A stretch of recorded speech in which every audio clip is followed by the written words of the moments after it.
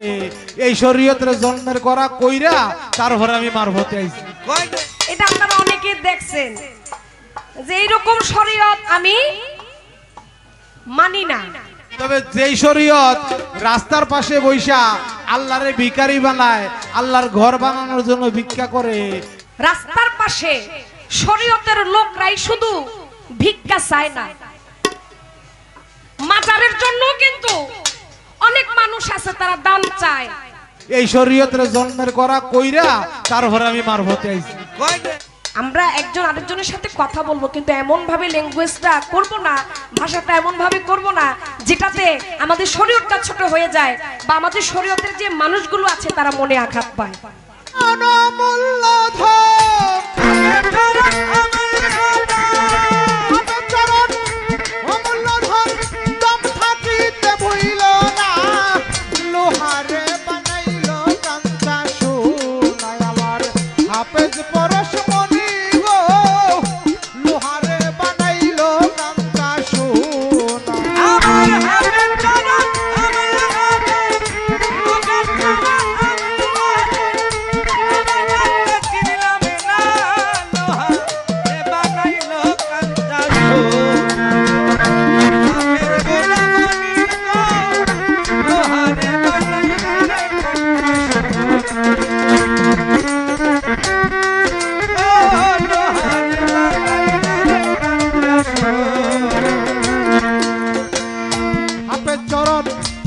করলো সাধন, ওরে হাফেজ বাবার চরণ যে করলো সাধন,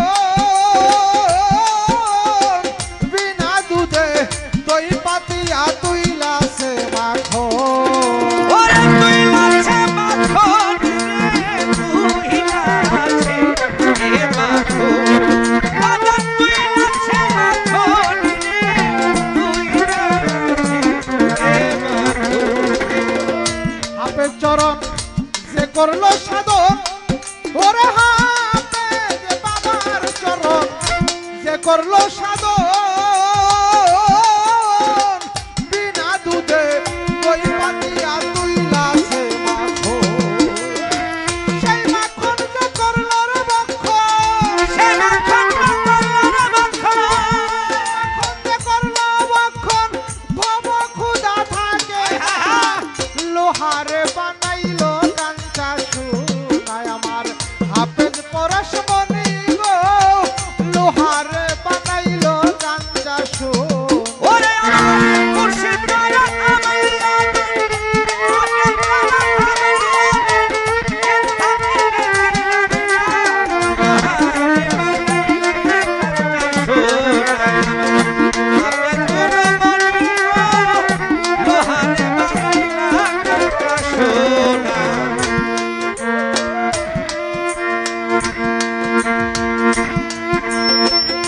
প্রেম বাগানে ফুটবে যখন ফুল, তোমার প্রেম বাগানে গো ফুটবে যখন ফুল, প্রেমানন্দে কেন চূড়া হইবে আকুল,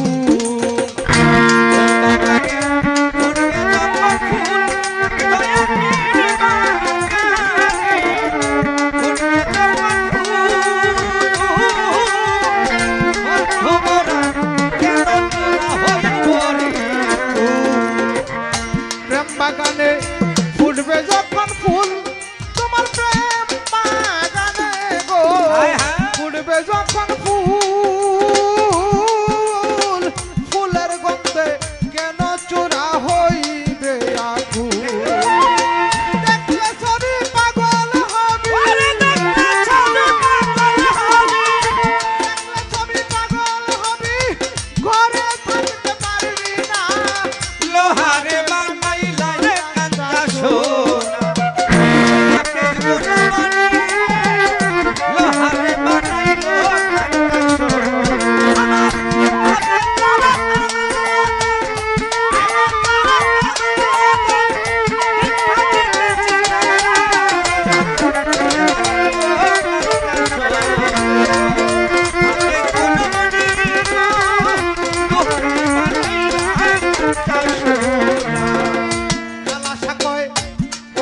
বুঝমন সাধক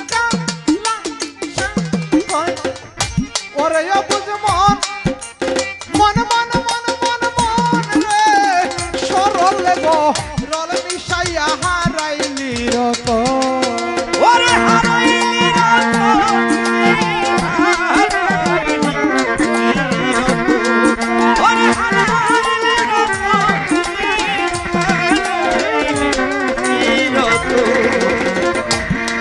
সাধক কালা সাকয় ওরে বুঝমন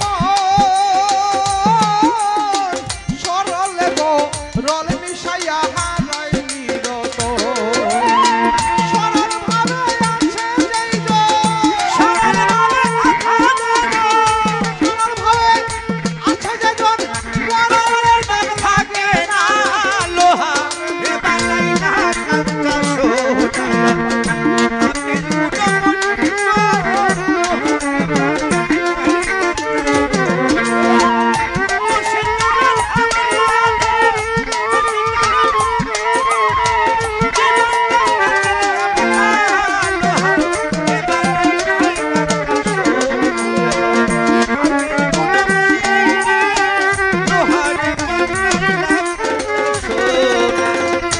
আপে চরণ মূল্যধন আপে চরণ মূল্যধন দম থাকিতে ভুইল না লোহারে বানাইল কাঞ্চা সোনায় আমার আপেজ বাবা পরশ মনি গো লোহারে বানাইল কাঞ্চা সোনা লোহারে বানাইল কাঞ্চা সোনা লোহারে বানাইল কাঞ্চা তারে কি আর পাশরিতে পারে বলো তারে কি আর পাশরিতে পারে তারে কি আর পাশরিতে পারে বলো তারে কি আর পাশরিতে পারে বলো তারে কি আর পাশরিতে পারে নয়নে লাগে তারে তারে কি আর পাশরিতে পারে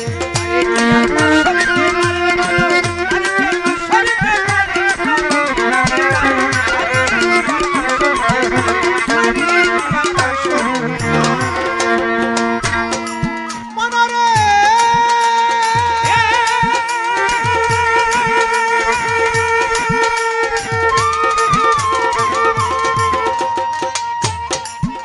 ও যার মুখ দেখিলে রোগ থাকে না সুখ থাকে না গায়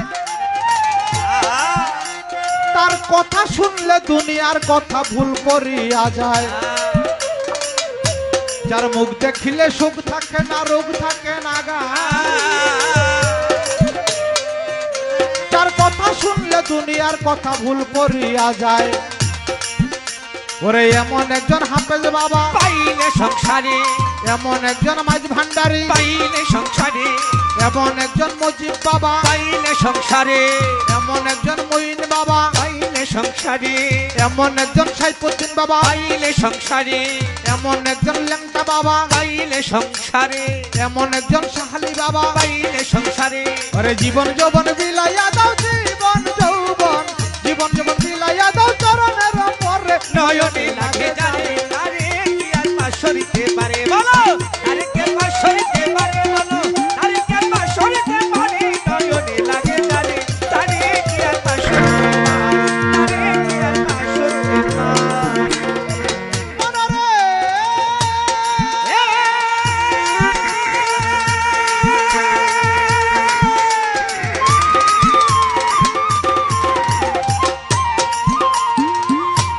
ওরে যেইভাবে তাই আমার কাছে করলো জিজ্ঞাসন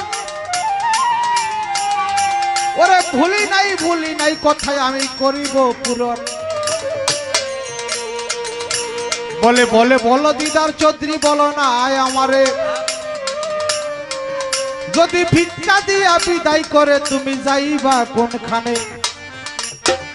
ওই যে আমি গান গাইছিলাম ঘরের মালিক রে তালে খুদাই ভিখারি মরলে কলঙ্কতর বলো যদি হাফেজ বাবা আল্লাহ রাসূল মাইজ ভান্ডারি আপনারে ভিক্ষা দেয়, ভিক্ষা দিয়া করিল বিদায়। এরপরে আপনি যাইবেন কোথায়, জানলে কথা বলিবেন, আসরে দাঁড়াইয়া শুনবে দর্জনায়। ভিক্ষা যদি দেয় আমারে, পুতুল দেওয়ান জানাইলাম তোমায়, তাহলেই তো আমার জনমটা ধন্য হইয়া যায়। আমার বন্ধুর সাথে মিলন হবে, আমার আর কোথাও যাওয়ার দরকার নাই। আমার পরম বন্ধুর বাসর ঘরে আমি সুখে দিন কাটাবো, আমি তোমারে জানাই। ভারতের একজন সম্রাট ছিল, মুঘল সম্রাট, সম্রাট শাহজাহান তার নাম। ওই দেশেতে একজন ভিক্ষুক ভিক্ষা করত, আমি শুধাইলাম। এক লোকে ডাক দিয়া কয়, বেটা শুনিয়ালো কথা, এইভাবে আর ভিক্ষা করিস না, সম্রাট শাহজাহানের কাছে যা, এক কাবলা দিয়া দিব, তোর তো জীবন ধন্য হবে, আমি শুধাইবা আরো তা। এখন সম্রাট শাহজাহানরে কই পাইব, জিগাইল যায়, সম্রাট শাহজাহানরে কই পাওয়া যায়? বলে যে এই যে শুক্রবার মসজিদ করে সম্রাট শাহজাহান নামাজ পড়তেছে। ভিক্ষুক যাইয়া সম্রাট শাহজাহানের পিছনে দাঁড়াইছে, সবাই নামাজ পড়ে একে একে বিদায় হইছে, মাগার সম্রাট শাহজাহান বাইর হয় না। সম্রাট শাহজাহান মুনাজাত দিয়া আমার মাওলার দরবারে অনেক কিছু চাইতে লাগলো, চোখের পানি ছেড়ে। মাওলায় আমার রাজ্যে ধান হয় না, ধান দাও না দিয়া। আমার রাজ্যে বৃষ্টি হয় না, বৃষ্টি দাও না দিয়া। আমার রাজ্যের প্রজাগুলো কষ্ট আছে মাওলা, তাদের কষ্ট দাও না দূর করিয়া। আমার রাজ্যে অঢেল সম্পদ তুমি দাও না দান করিয়া। এইভাবে কাঁদতে লাগলো সম্রাট শাহজাহান ঘন্টার পর ঘন্টা ধরিয়া।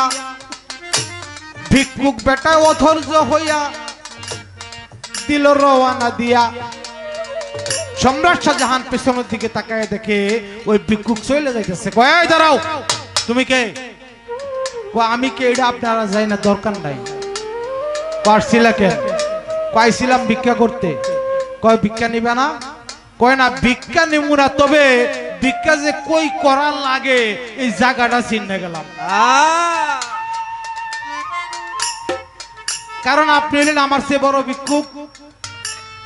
আল্লাহর কাছে যেমনি আপনি চাইতেছেন, আমার চেয়ে বড় ভিক্ষুক আপনি। এই কারণে ভিক্ষা যে কনে করতে হয় এটা চিনলাম। পুতুল দেওয়ান, আমি যে ভিক্ষার কথা বলছি এটা দুনিয়ার টাকা পয়সা ধন দৌলত, 1 টাকা দেন 2 টাকা দেন।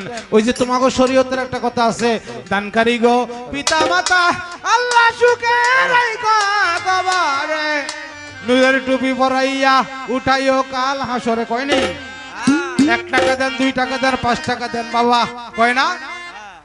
আমি শুনছি তোমরা শরীয়তে কয় কাল হাসরে মাঠে সব রকম ল্যাংডা হইয়া উলঙ্গ অবস্থা হাসরে মাঠবো, ঠিক না? কি জুয়েল ভাই, ঠিক না বেটি?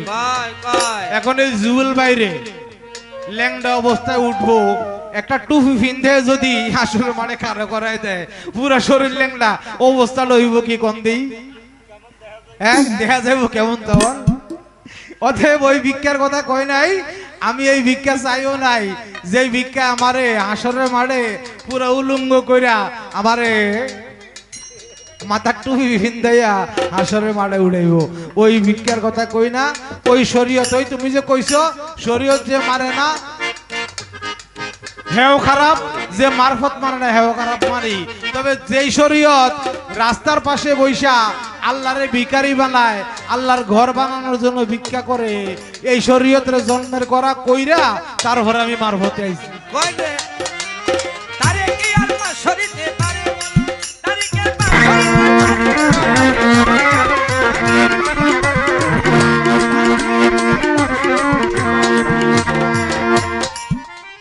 এবার আরেক কথা জিগায় আমায়, ধর্ম সবার পরে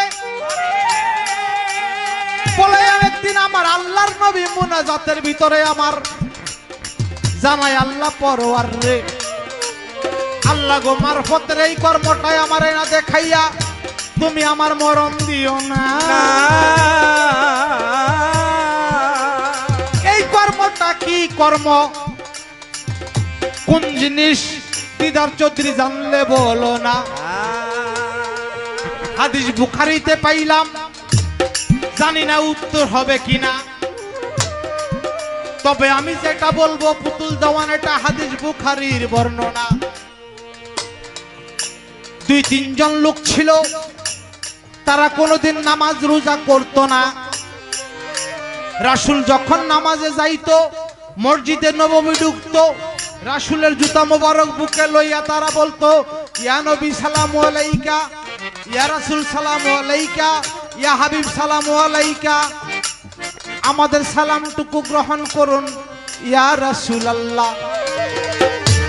একদিন খাত্তাবের ছেলে ওমর তরবারি নিয়ে তাদেরকে জবাই করতে যায়। সেদিন রাসূল পাক সাল্লাল্লাহু আলাইহি সাল্লাম ওমরকে ধমক দিয়েছিল আর আল্লাহর দরবারে 2 হাত তুলে বলছিল, মাওলা গো, এই যে দলটা পরিপূর্ণ না করাইয়া তুমি আমার মরণ দিও না, এটাই আমি তোমার কাছে ফরিয়াদ রেখে যাই। এই দলের নাম ছিল আসহাবে সুফফা। এই দলটা এক সময় পরিপূর্ণ হয়েছিল, তারা সংখ্যায় অনেকজন ছিল। পুতুল দানা আমি তোমারে জানা, এই আসহাবে সুফফা দলটাকে দেখার জন্য আল্লাহর দরবারে আমার নবী মুনাজাত দিয়া যায়। আমার নবীর ডাক পূরণ করে এখনো যারা সুফিবাদ, আমরা বলি না সুফি, যেমন শাহ সুফি, হযরত শেখ সৈয়দ হাফেজ বাবা একলাশপুরী, শাহ সুফি বাবা শফিউল বশর মাইজভান্ডারী, শাহ সুফি মুজিবুল বশর মাইজভান্ডারী। সুফফা থেকে সুফিবাদের উৎপত্তি, আসহাবে সুফফা। এটা যারা হলো আল্লাহর মেহমান। আল্লাহ বলে সুফফার বেদ আমি জানি আর আমার বেদ সুফফা জানি। সুফফার জায়গাটা হলো আমি আল্লাহর কুদরতি চাদরের নিচে। এই যে তাহার জিজ্ঞাসা ছিল আমি করে দিলাম সে।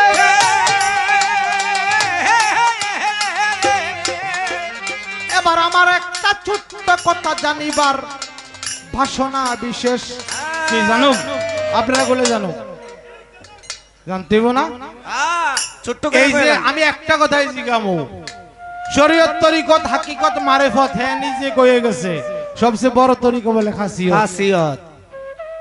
এটা হলো হের মুখের পবিত্র বাণী। আমার বোন পুতুল দেওয়ানের বাণী, এটা পবিত্র জবানের বাণী।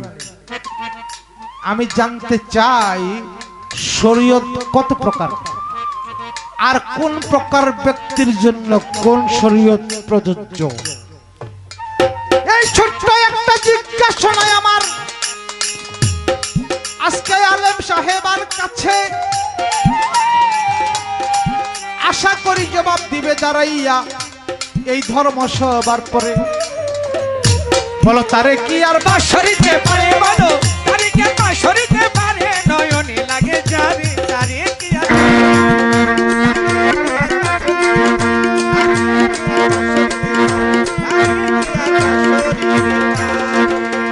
তারে কি আর বাঁশরিতে পারে।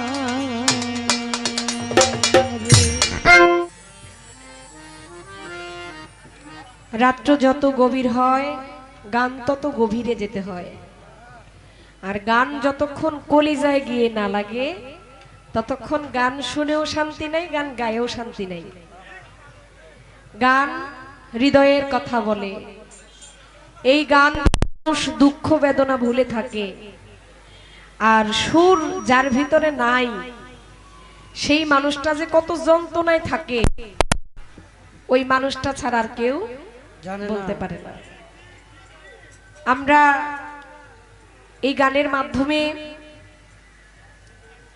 অনেক কিছুই দেওয়ার চেষ্টা করি, অনেক কিছু নেওয়ার চেষ্টা করি, নিতেই চাই, কারণ দেওয়ার মতো কিছু আমার মাঝে নাই। আমি একেবারে ক্ষুদ্রতম একজন মানুষ, আসছি আপনাদের চরণধুলি নেওয়ার জন্য।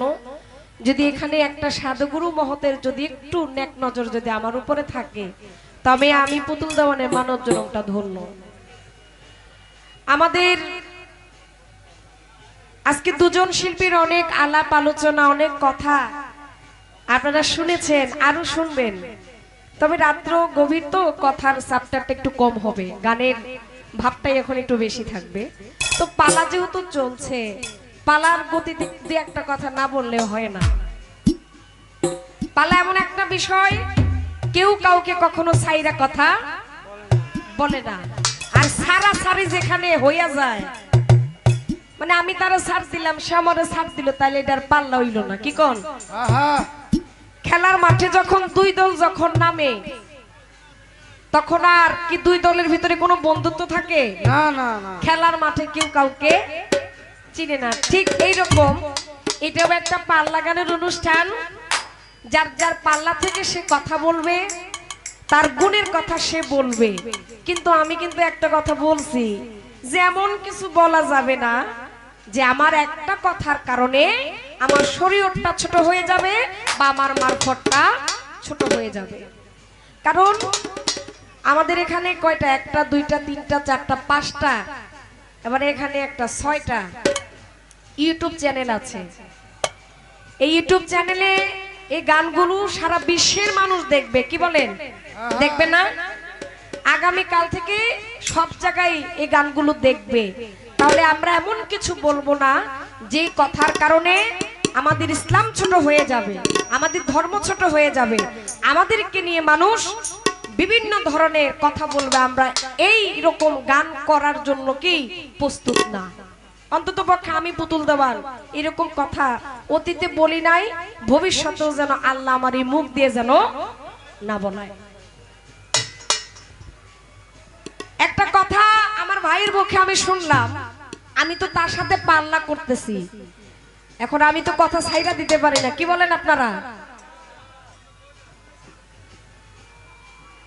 দেখেন, একটা কথা বলতে গিয়ে একটা কথা আপনি বলেছেন যে আমি ভিক্ষার একটা কথা বলছিলাম, মনে আছে না আপনাদের? ওই যে সাধু কোকিল মুন্সির গান করছে যে খোদাই ভিখারি মরলে কলঙ্ক তোর, আমার ঘরের মালিক রে খোদাই ভিখারি মরলে কলঙ্ক তোর, ভিখারি দুয়ারে খাড়া আমায় ভিক্ষা দিয়ে বিদায় কর। আমি কথার পয়েন্ট জানতে চেয়েছি। গানটা একজন সাধক লিখেছে। এই গানটা তখনই সুন্দর হবে যখন একটা শিল্পী গানের পাশে এই গানটার যখন যে ব্যাখ্যাটা যখন একটা মানুষকে বুঝিয়ে দিবে, এই গানটা সুন্দরের চাইতে আরো সুন্দর হয়ে যাবে। কি বলে? এই জন্য একটা শিল্পীর নিয়ম, একটা শিল্পী গান করলে তার গানে কিছু পাওয়ার জন্য কিছু পয়েন্ট রাখে। আমি এই জন্য বলছিলাম যে ভাই, ধরেন আমার হাফেজ বাবা আপনারে ভিক্ষা দিয়ে দিল, আমার পরম আল্লাহ আপনাকে ভিক্ষা দিয়ে দিল। পৃথিবীতে তো সবই আমার প্রভুর সৃষ্টি, তারই সবকিছু। যদি ভিক্ষা আপনারে দিয়ে দেয়, আপনি যাইবেনটা কই? মানে আপনার আলাদা অন্য কোথাও যাওয়ার কি কোনো জায়গা আছে কিনা? আমার কথা ছিল এই জায়গায়, যাকে আপনি আপনারটা বুঝিয়ে দিলেন, সুন্দর, ভালো। কারণ আপনি যেমন আপনি কথাটাও খুব সুন্দর করে ওই জায়গায় মীমাংসা দিছেন, ভালো, কিন্তু এর একটু বেশি আপনি বেশি বইলা ফেলছেন। তাও বলছেন হাত দিয়ে একটা ইঙ্গিত দেখাইছেন। আপনি মুখে যা কিছু বলেন, ওই হাত দিয়ে ইঙ্গিতটা না দেখাইলেও পারতেন। আপনি আমার গুরুজন, আমি বলাটা সাজে না, কিন্তু আবার পালার ভিতরে ছাইরা দিলেও হয় না। এটা আপনারা অনেকে দেখছেন যে এইরকম শরীয়ত আমি মানি না। কেমন? যে রাস্তার পাশে কিছু সংখ্যক লোক তারা কি ভিক্ষা চায়, বলছেন এই কথাটা? দাদা একটা কথা বলি, রাস্তার পাশে শরীয়তের লোকরাই শুধু ভিক্ষা চায় না, মাজারের জন্য কিন্তু অনেক মানুষ আছে তারা দান চায়। কি কথা ঠিক কিনা? ঠিক ঠিক। মাজারের জন্য চায়, মসজিদের জন্য চায়, এটা মসজিদের মাদ্রাসার কাজের জন্য চায়, কিন্তু আমার আল্লাহর জন্য আল্লাহ বলে নাই আমার জন্য চাও। আল্লাহর কি কোনো দিক দিয়ে কমতি আছে নাকি? নাই নাই কম হ্যাঁ? নাই কম নাই। যে আল্লাহ কোন বললে হয়ে যায়, ফাকুন বললে ধ্বংস হয়ে যায়, সে আল্লাহর অভাব কি আছে? নাই নাই না। কিন্তু আমরা কিছু কিছু মানুষ আছি যে আমাদের বলার ভিতরে কিছু ভুল আছে। এটা আমরা মানুষ হয়ে আমরা দান খয়রাত করব, মাদ্রাসার জন্য, মসজিদের জন্য, বিভিন্ন ধর্মীয় কাজের জন্য আমরা দিব, কিন্তু আমরা একজন আরেকজনের সাথে কথা বলবো কিন্তু এমন ভাবে ল্যাঙ্গুয়েজটা করব না, ভাষাটা এমন ভাবে করব না যেটাতে আমাদের শরীয়তটা ছোট হয়ে যায় বা আমাদের শরীয়তের যে মানুষগুলো আছে তারা মনে আঘাত পায়। কি কথা ঠিক কিনা? ঠিক। আমি কিন্তু দাদা আগেই বলছি যে আমি পুতুল দামানের মুখ দিয়ে যেন আজকে রাত্রে এমন কথা যেন না আসে যে কথাতে আজকে ধর্মের প্রতি আঘাত আসে। এমন কথা আজকে কেন, আগামী যতদিন আমি পুতুল দামান বেঁচে আছি আমি যেন হিসাব করে আমার জ্ঞান খাটিয়ে যেন আমি কথা বলি। আমি জানি না আপনি কেন এই কথাটা বলছেন, নাকি আবার আমার পরীক্ষা করার জন্য বলছেন, এইটাও বুঝলাম না। কি হইতে পারে না যে দেখি একটু পুতুল দামানটা এমন করে পেশ করে দেখি সে তার শরীয়তটার প্রতি কতটুকু সে অটুট আছে। তবে আমি শরীয়তটাকে ভালোবাসি ভাই। ওই রাস্তার পাশে যারা ভিক্ষা করে বলছেন যে মাদ্রাসার জন্য, ইয়ার জন্য, এই জন্য, সেই জন্য, এগুলো যে জন্য করে এটা সবাই জানে, আল্লাহর জন্য কিছু না। আল্লাহর জন্য আমরা চাওয়ার কে? আল্লাহর কি কোনো দিক দিয়ে কমতি আছে নাকি? কিন্তু হ্যাঁ, আমাদের বলাটা ঠিক থাকতে হবে। তাই মাদ্রাসার জন্য চাওয়া হয়, মসজিদের জন্য চাওয়া হয়, আবার মাজারের জন্য কিন্তু এরকম রাস্তায় বসা দান খরাত মানুষের কাছ থেকে মানুষ চায়। একটা ওলি আল্লাহর কি কোনো দিক দিয়ে কম আছে নাকি? আর হাফেজ বাবা যদি ইশারা করে এই জায়গাটা ধন সম্পদ দিয়ে ভইরা যাইতে পারে, যদি হাফেজ বাবা একটু যদি ইশারা করে, কিন্তু ওলি আল্লাহরা ধন সম্পদের পাগল না, ওলি আল্লাহরা অট্টলিকায় থাকে না। ঠিক এইরকম ভাবে আমি চাই আপনার মুখ দিয়ে যেন আমার শরীয়তের সুন্দর কথা হয়, আর আপনার মারিফতের পক্ষে যেন আমি পুতুল দামান যেন সুন্দরভাবে এই মুখ দিয়ে ভালো কথা বলতে পারি। আহা এই পর্যন্ত রাখলাম।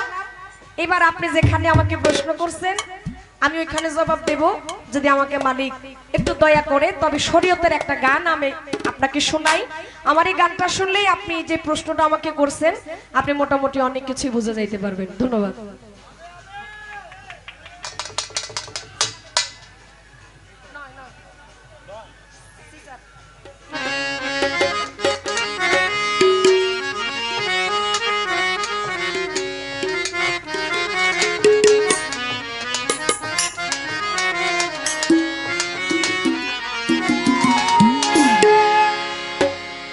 ওই বাজে ইসলামের ঢঙ্কা, ওরে শব্দ শোনা যায় রে, আরে নবীর দিনে আইরে তোরা এই শরীয়তে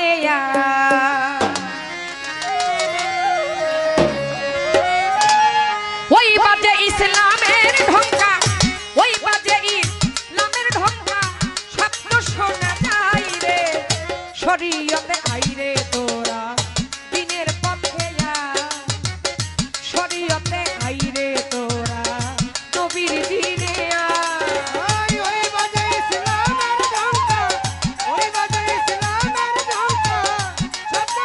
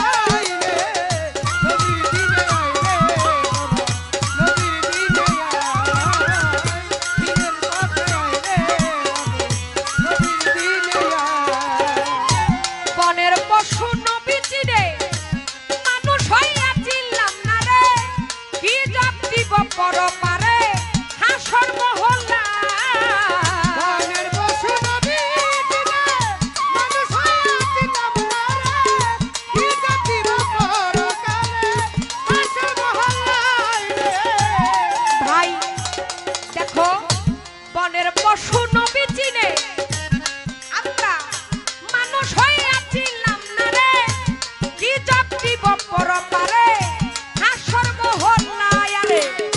নূর নবীজি নায়ের মাঝি, আমার দয়াল নবী নায়ের মাঝি, তার হবিকে আইরে নবীর দিনে আইরে তোরা শরীয়তে আয়, নবীর দিনে আইরে তোরা শরীয়তে আয়।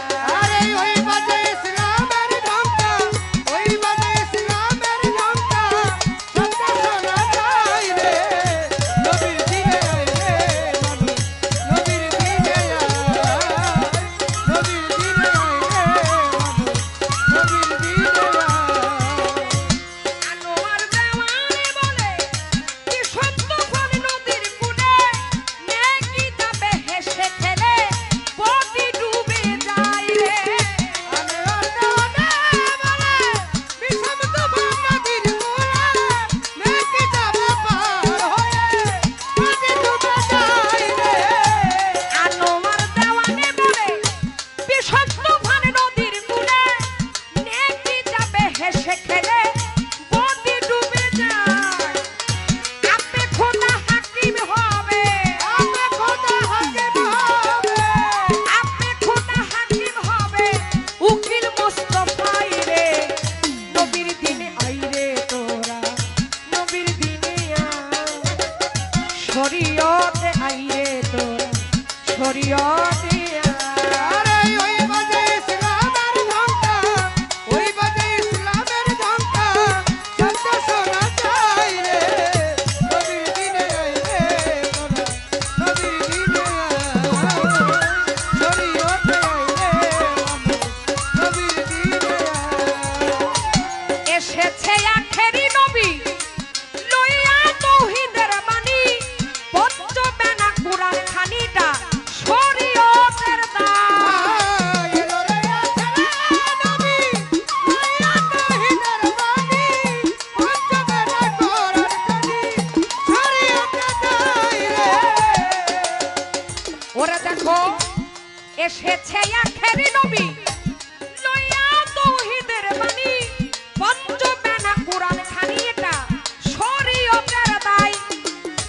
নামাজ রোজা হজ যাকাত, নামাজ রোজা হজ যাকাত, আমার নামাজ রোজা হজ যাকাত করো মুমিন ভাই রে। নবীর দিনে আয় রে মানুষ, নবীর দিনে আয়, নবীর দিনে আয় রে মানুষ, নবীর দিনে আয়, নবীর দিনে আয় রে মানুষ, নবীর দিনে আয়। ছোট আমি গানটি কেন ধরেছি এটা আপনারা যদি আমার গানটা শুনেন তাহলে বুঝতে পারবেন। গান শোনা কি, গানের কথাগুলো একটু বুঝতে হয়। গানের কথা যদি আপনি খেয়াল করে যদি বুঝেন, এই গানে আপনি অনেক কিছু পাবেন। ওই বাজে ইসলামের ঢঙ্কা, শব্দ শোনা যায় রে, নবীর দিনে আইরে তোরা এই শরীয়তে আয়। শরীয়তটা হচ্ছে একটা বেড়া, একটা গুন্ডি, এটার বাহিরে আপনি যেতে পারবেন না। আপনাকে যেটা নিষেধ করা হয়েছে আপনি ওইটা ওইভাবেই মানতে হবে, যেটা আপনাকে হুকুম করা হয়েছে ওইটাই আপনাকে পালন করতে হবে। তাই বলেছে এসেছে আখেরি নবী লইয়া তৌহিদের বাণী, পঞ্চবেনা কোরআন খানি, এটা হচ্ছে শরীয়তের দায়। এই যে কথাটাতে একটু লক্ষ্য করবেন। ভাই প্রশ্ন করেছে যে আপনি যে শরীয়তটা করেন এই শরীয়তটা কত প্রকার, এই শরীয়ত কোন শরীয়ত কার জন্য। আমার এই কথাটাই বুঝবেন। এসেছে আখেরি নবী লইয়া তৌহিদের বাণী, পঞ্চবেনা কোরআন খানি, এটা হচ্ছে শরীয়তের দায়। নামাজ রোজা হজ যাকাত করো মুমিন ভাইরে। কেউ বলে শরীয়ত হচ্ছে 4 প্রকার, কেউ বলে 5 প্রকার, প্রকার ভেদের কোনো হিসাব নাই। শরীয়তের সবচাইতে বড় বিষয় হচ্ছে আল্লাহ যেটা আপনার জন্য হুকুম করছে ওইটাই আপনাকে করতে মানতে হবে, আর আল্লাহ যেটা নিষেধ করছে ওইটাকে কি বর্জন করতে হবে। এখন এখানে আসেন, কোন শরীয়ত কার জন্য? বাবা, শরীয়তে এমন কোন বিধিবিধান নাই যেটা আমার বাবার জন্য হয়েছে, আমি তার পোলা, এটা আমার জন্য মাফ হয়ে গেছে, আছে এমন কিছু? নাই নাই। এটাই শরীয়তের বিধান না। শরীয়তের বিধান সৃষ্টি থেকে, অর্থাৎ অতীত থেকে বর্তমানে যেভাবে হচ্ছে ভবিষ্যতে ওইভাবে হবে কাল কিয়ামত পর্যন্ত। অর্থাৎ আপনি তার বাইরে যেতে পারবেন না। যেটা আমার রাসূল বলে গেছে, যেটা আমার আল্লাহ পাক রাসূলের মাধ্যমে আপনাকে আমাকে জানিয়েছে, ওইভাবে ওই নিয়ম অনুসারী আইনগুলো আপনাকে লক্ষ্য করতে হবে। ওই যে শরীয়ত হচ্ছে একটা আইন, একটা গণ্ডি, এটার বাইরে যাওয়া যাবে না। তাই আপনি বলছেন শরীয়ত কত প্রকার, প্রকারভেদ আমি এক্সট্রা ভাবে আপনাকে বলতে পারবো না। আমার গানে বলতেছে, এসেছে আখিরি নবী লইয়া তৌহিদের বাণী পঞ্চ বেনা। আপনি এখানে 5 প্রকারও ধরতে পারেন, 4 প্রকারও ধরতে পারেন। এজন্যই বলছি আমি এক্সট্রা ভাবে প্রকারভেদের কথা বলতে পারবো না। তাই পঞ্চ বেনা কোরআন খানি, এটা শরীয়তের দায়। নামাজ রোজা হজ যাকাত করো মুমিন। বাইরে শরীয়ত কার জন্য? কোনটা? 5 প্রকারই সবার জন্য, এটা আলাদা ভাবে কারোর জন্য কোনো শরীয়ত না। সবাইকেই সবটা মানতে হবে, এটা সহজ একটি কথা। আপনি একটু দলিল একটু ঘেটে দেখবেন, এটা আলাদা ভাবে কারোর জন্য কোনো কিছু আমার আল্লাহ পাক হুকুম করে নাই, সবার জন্য এক। কারোর জন্য এটা, কারোর জন্য এটা না, এটা আমার শরীয়তে বলে না। তবে হ্যাঁ, মারিফতে কিছু কর্ম আছে, যেই কর্ম গুরুর জন্য যেটা, সেটা ভক্তের জন্য না। ভক্তের জন্য যে কর্ম সেটা গুরুর জন্য না। এটা হচ্ছে মারিফতের আলাদা একটা বিষয়। এই জন্য আমরা জিজ্ঞাসা করি, এই যে মারিফত কত প্রকার। এখন আমার প্রশ্ন তো চলে আসে, আপনি একটু বলেন, আপনি যে মারফত করতেছেন এই মারফতটা কত প্রকার? কোন মারফত কার জন্য? এখানে গুরু ধরা ব্যক্তি আছে, তাদের জানার দরকার আছে। আর শরীয়তের পক্ষে যারা আছে তারা আমার চাইতে ভালো জানে যে শরীয়ত কারোর জন্য কোনো আলাদা আলাদা ভাবে এটা নির্দিষ্ট করা হয় নাই, সবার জন্য এক। আমার প্রভু এটা বলে দিয়েছে, আমার রাসূল ওইভাবেই আদেশ করেছে। ওই সুন্নাত আমরা এখন পালন করতেছি, কাল কিয়ামত পর্যন্ত পালন করতে হবে। এখানে আমি একটু কথা আপনাকে ইঙ্গিত দিয়ে গেলাম, একটু বলে গিয়ে আমি প্রশ্ন ধরতে পারেন। প্রশ্ন যদি মনে করেন প্রশ্ন আপনার কাছে আমার এখানে জানার দরকার, আপনি সহিভাবে বলবেন, তাহলে এই মারফতটা কত প্রকার? এই কোন প্রকার, কার কার জন্য? আজকে যে হাফেজ বাবার দরবারে যে এই যে মারফত যে হইতেছে, এটা কোন প্রকার মারফত? কি কথা ঠিক আছে কিনা? হাফেজ বাবা উনি হচ্ছে একজন আল্লাহর ওলি, তার দরবারে আজকে আমরা তরিকতের মানুষ আসছি। তরিকত যারা, তারাই মারফত করে। এখানে মারিফতের পক্ষে অনেকে আছে, কিন্তু এটা জানি না যে মারফত মূলত কত প্রকার, কোন মারফত কার জন্য, কিভাবে পালন করতে হয়। আর আজকে আপনি যে মারফত গাইতেছেন হাফেজ বাবার দরবারে, যে মিলন মেলা হইতাছে, এটা মারিফতের কোন মারফত? এটা কোন প্রকারের ভিতরে পড়ে?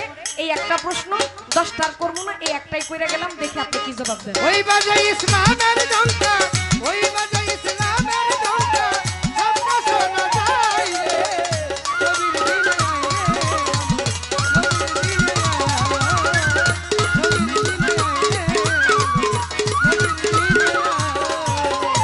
বনের পশু নবীজি রে, মানুষ হইয়া চিনলাম না রে, কি জগতি বক্তর পারে আসর মহল্লা। ভোরের বসু নবী দিনে, মানুষ হইয়া চিনলাম